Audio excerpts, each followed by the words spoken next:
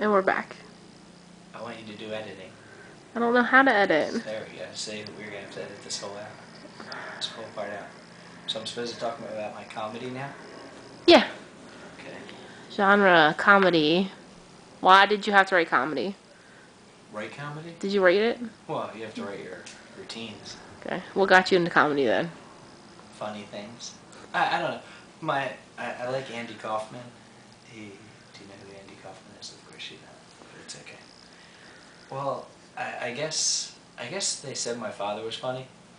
I don't know, because he left me when I was a kid. He was real abusive. Why are you? Don't lie. Are you lying? No, I'm dead serious. He was. Okay. Yeah, he was real abusive. Anyway, he would. The last memory I have of my father is him throwing a toaster at my mother's head and walking out the door. Then I never saw him again. That's true. I thought you wanted long stories. No, I do want stories. That's great, but I just want to make sure they're honest stories. They have to be honest. Is that true? That is true. Is that a true story? That is a true story. Oh. I'm sorry about your traumatic childhood. That's okay. He didn't hit my sister. But anyway, it's unrelated. I mean, I can start back, like in 1973, like a crack commando unit.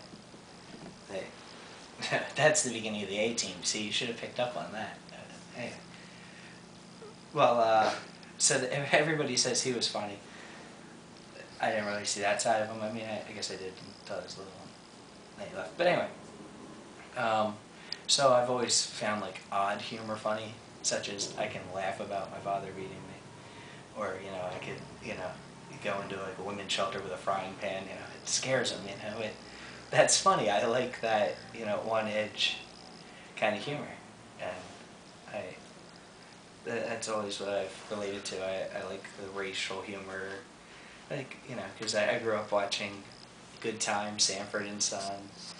So it basically gave me my black card, so I can make black jokes and I'm okay with it, And I'll say anything to anybody normally, and usually it gets offensive sometimes, but yeah, sometimes I have to push the envelope and I do get in trouble for my jokes, but my humor, so I decided to start trying to write little like stand-up things, and it was always towards the.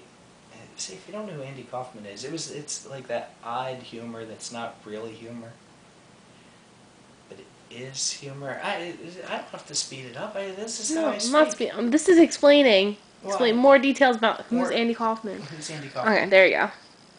Andy Kaufman was a song and dance man, that he would say, from like the 70s. He went on to Saturday Night Live. He did a couple like sketches for himself.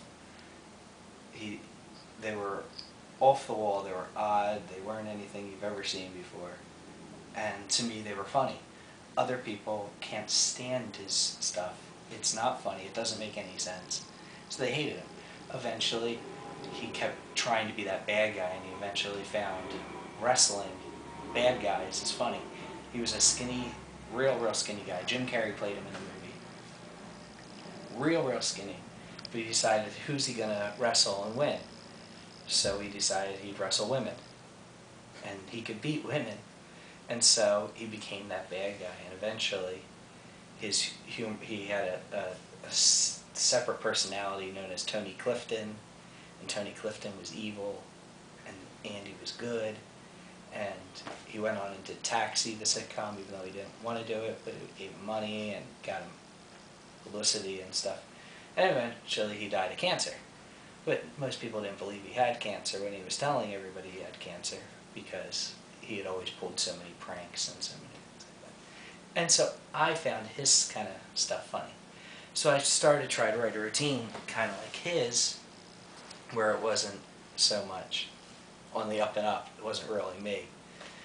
So I started out writing my material, and it was funny, but I can't do this stuff now because, first off, my wife thought, that's too offensive. I don't want you to get up there saying that kind of stuff, because I got married. B, a lot of my material was on having gay children. And I have children now, so I don't want to throw them under the bus like that this early. I'll wait till they're older, and then I'll I'll push them in front of the bus. And no, I shouldn't say that. I love my children. Can I say that?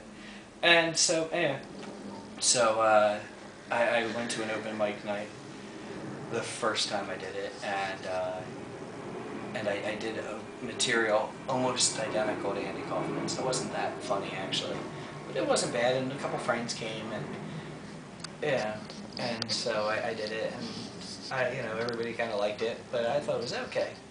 The second time I did it, I cleaned it up a little. Not, it was still edgy, but I mean, like, I kind of, I took a joke that I thought worked a little better in the beginning, I moved it to the end, and such, made it tighter, made the set tighter. And I kind of picked on the host, the MC, which I found out you're not supposed to do. And then the last time I did it, I didn't even tell anybody I was going. I decided, like, I would just go for the audience. I only did it 3 times because I was going to do it more, and then I was starting to talk to Shannon about more and more, and I wanted to do it some more. Like I said, I can't. But the last time I did it, there was a woman up in front of me, and she was terrible. I mean, all she talked about was her period and getting pregnant in Atlantic City. She wasn't funny. And so as I'm sitting there, I had my little note cards with all my jokes on it that I would sit there and read before, and because I would write them on note cards. I didn't talk about that. But yeah. And I flipped it over and I started writing down her material. I mean, I wrote it word for word, or tried to do word for word. And then I got up there right after her. I was next, and I did her set, only I thought I did it better. I mean, I did it word for word. This is a couple years ago. I had my period.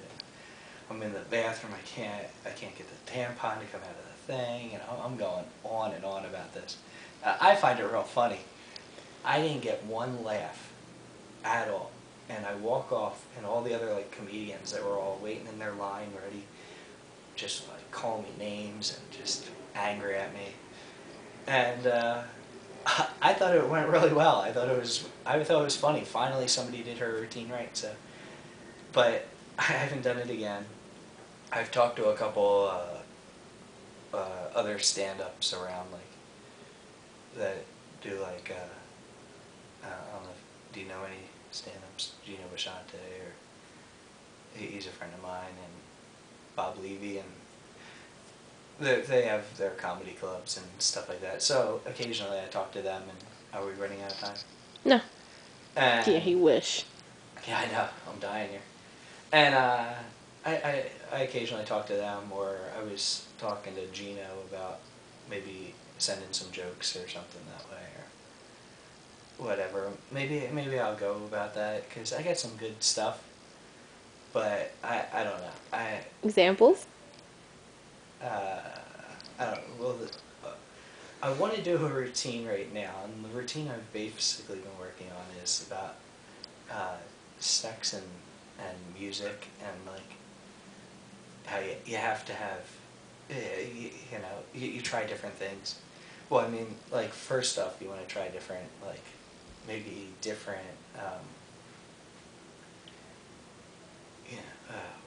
I haven't written any of this down yet. I've scratched a couple down, but, well, the music thing was, I want to listen to, maybe Marvin Gaye, something like Let's Get It On, but then you always, in your head, you just hear The Price Is Right, you know what I mean, and it's let's get it on,